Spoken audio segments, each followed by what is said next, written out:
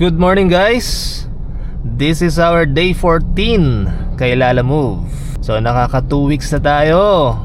So ang first booking natin for today is from Pateros going to Makati. Naka-priority dahil mga pagkain siya. Yan. So parang sinukat sa trunk, saktong-sakto. Turn right on JP Rizal Extension.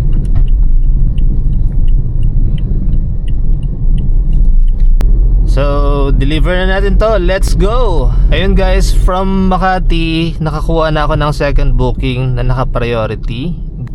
Going to Makati rin sa Comembo Elementary School. Bali, isang box lang siya ng printer, tsaka konting documents. Yun lang, tas naka-priority. Kaya kinuha ko na siya. After ko ma-deliver, malapit naman na ako doon. So, diretso muna ako sa bahay for lunch. Tsaka ako babakbak ulit. So let's go. So yun guys, na-drop off ko na yung second booking dito sa elementary school. And malapit naman na ako sa bahay. So lunch muna tayo. Time check is 12:04. Let's go. So yun guys, nakakuha na tayo ng bookings dito sa BGC. Naka-triple book tayo. So yung isa is naka-priority papuntang Greenbelt 5 Makati. Ano daw to? Parang chocolate food. So naka-priority siya, kaya uunahin ko na to. Lapit lang naman, Greenbelt 5. Tapos may naka-regular booking na isa papuntang Mandaluyong, 2 box ng inumin.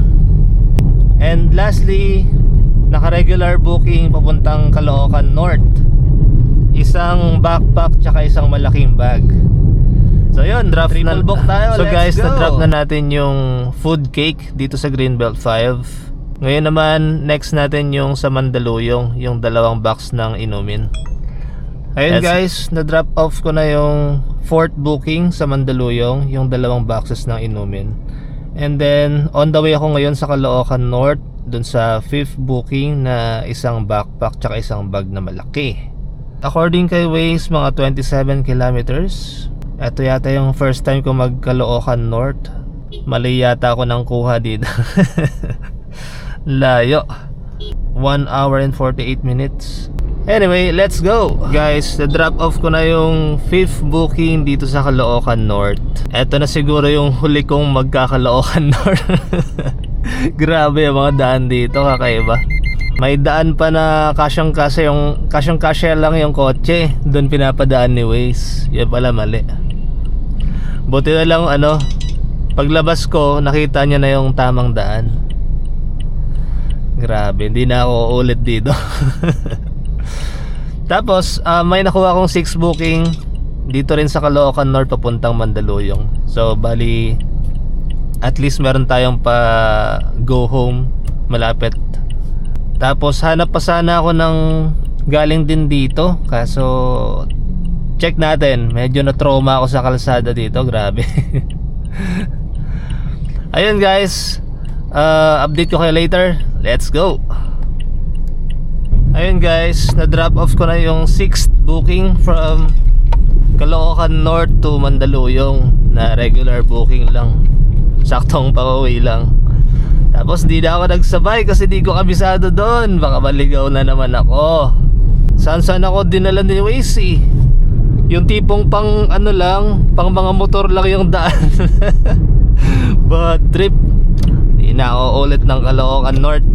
Tapos nakakuha ako ng 7th booking dito sa Mandaluyong, going to BGC, para saktong malapit na sa bahay. Ayun, regular booking lang. Ano lang to, 3 feet na halaman, isang piraso lang. So let's go. So yun guys, na-drop off na natin lahat ng 7 bookings. And ang total kinita natin for today kay Lalamove, bawas na yung commission niya sa ating day 14 is 3,110.20. Tapos meron tayong tip na 100 galing dun sa customer sa Caloocan North. Tapos, i-less natin yung pinagas ko, which is 758.22. So ang total kinita natin for today 2451.98. Parang same lang kahapon. Yun nga lang, may tip kasi ngayon kaya medyo mas mataas yata. Nakalimutan ko na. Pero yun guys, thank you for watching. Paring Sammy signing off. See you sa next video. Bye bye.